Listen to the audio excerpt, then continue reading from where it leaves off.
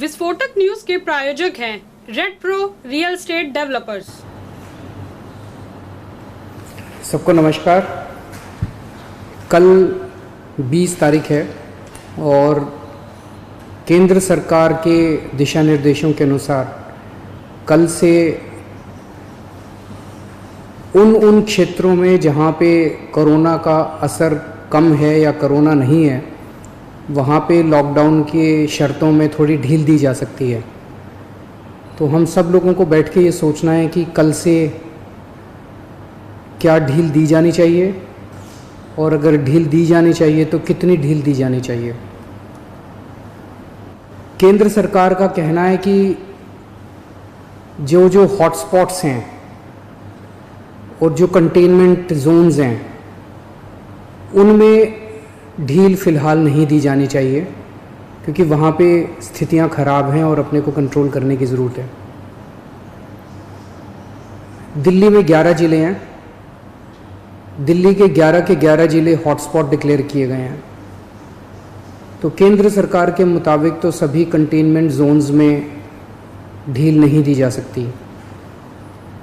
हमने दिल्ली सरकार में अपनी भी असेसमेंट की। पिछले कुछ दिनों में मैंने कई एक्सपर्ट्स से बात की, लोगों से बात की और उन सारी चर्चाओं का जो नतीजा निकला वो मैं आपके सामने रखना चाहता हूँ। पिछले कुछ दिनों से दिल्ली में कोरोना के केसेस में बढ़ोतरी होनी शुरू हुई है। हमने टेस्ट भी ज़्यादा करने चालू किए हैं। पिछले कुछ दिनों में हमने काफ़ी टेस्ट किए हैं दिल्ली के अंदर और कोरोना के केसेस में बढ़ोतरी भी चालू हुई है। कल हमारे पास 736 केसेस के टेस्ट की रिपोर्ट आई। उन 736 में से 186 कोरोना के मरीज निकले, यानी कि 25% लोग कोरोना के मरीज निकले। 186 तो काफ़ी ज़्यादा है। ये 186 के 186 सभी एसिम्प्टोमेटिक हैं। इनमें किसी में भी सिम्टम्स नहीं है। किसी को बुखार नहीं है, किसी को खांसी नहीं है, किसी को सांस की शिकायत नहीं थी। उनको पता ही नहीं था कि उनको कोरोना है।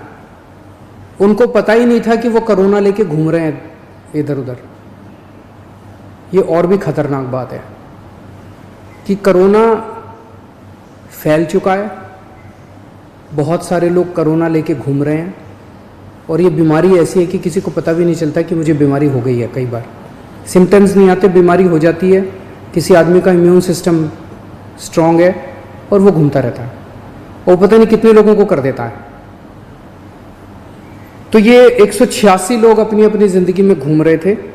इनमें एक व्यक्ति से जब हमने बात की, उसने बताया जी मैं फलाने फूड सेंटर में, हम लोगों को खाना बांटते हैं ना, दिल्ली सरकार लोगों को खाना बांटती है, पका हुआ खाना रोज़ देते हैं हम, लंच और डिनर। वो कहता है जी मैं पिछले कुछ दिनों से रोज़ सरकार के फूड सेंटर में जाके खाना बंटवाने का काम कर रहा था। आप सोचो उसने वहाँ कितने लोगों को इन्फेक्ट कर दिया होगा। तो मैंने आज ही आदेश दिया उस फूड सेंटर में जितने लोग आते हैं, मैं एज्यूम कर रहा हूँ कि डेली वही लोग आते होंगे एक सेंटर में खाना खाने के लिए, उन सब की रैपिड टेस्टिंग करवाएंगे जितने भी लोग आते हैं।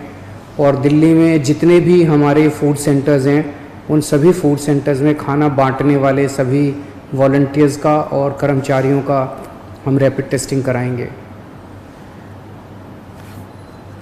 तो इससे ये दिखता है कि दिल्ली के अंदर इस टाइम फैलना चालू हो गया है। तो एक चीज़ तो ये है कि दिल्ली में कोरोना तेजी से फैल रहा है, पर अभी स्थिति नियंत्रण के बाहर नहीं है। स्थिति नियंत्रण में है। स्थिति चिंताजनक है, पर घबराने की ज़रूरत नहीं है। अपने को सबको अनुशासन में रह के इसको कंट्रोल करने की ज़रूरत है। आज दिल्ली में टोटल 1893 केस हैं। मोटा मोटा 1900 मान लो, 1900 केस हैं। 1900 में से 26 आईसीयू में हैं और 6 वेंटिलेटर पे हैं। लगभग 43 लोगों की मौत हो चुकी है, 26 आईसीयू में है, 6 वेंटिलेटर पे हैं। आप सोच के देखो कि अगर लॉकडाउन नहीं होता तो क्या होता।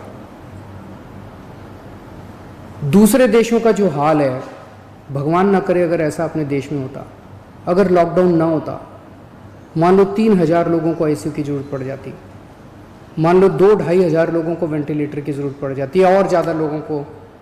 इतने तो आईसीयू ही नहीं थे, इतने तो वेंटिलेटर ही नहीं है। इटली में, स्पेन में, अमेरिका में यही देखने को मिल रहा है कि आईसीयू कम पड़ गए, वेंटिलेटर कम पड़ गए, अस्पताल की व्यवस्थाएं कम पड़ गई। सड़कों के ऊपर, अस्पताल के बाहर लोग पड़े हुए हैं जिनको इलाज नहीं मिल पा रहा। अगर लॉकडाउन नहीं होता तो स्थिति ऐसी हो सकती थी। लॉकडाउन की वजह से केसेस कम हैं फिलहाल। आज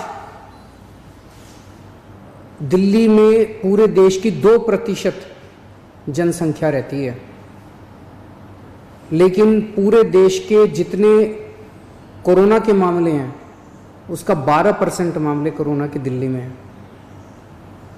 क्यों? दिल्ली देश की राजधानी है, इसीलिए दिल्ली को कोरोना की सबसे मुश्किल लड़ाई इस टाइम दिल्ली लड़ रही है। पिछले 2-2.5 महीने के अंदर विदेशों से जितने लोग आए वही लेके आए कोरोना विदेशों से, अपने देश में तो था नहीं। जितने विदेशों से लोग आए सबसे ज़्यादा लोग दिल्ली में आए, क्योंकि दिल्ली देश की राजधानी है, अंतर्राष्ट्रीय एयरपोर्ट और भी कई जगह है, लेकिन सबसे ज़्यादा लोग यहाँ आते हैं। सबसे ज़्यादा लोग यहाँ आए, उनको हमने क्वारंटाइन में रखा, लेकिन उसके पहले नहीं रखा था, बाद में आई गाइडलाइंस। तो सबसे ज़्यादा मार दिल्ली को बर्दाश्त करनी पड़ी। मरकज़ के अंदर जो इंसिडेंट हुआ उसका भी सबसे ज़्यादा मार दिल्ली को बर्दाश्त करनी पड़ी। इसे दिल्ली पे सबसे बड़ी जिम्मेदारी पड़ी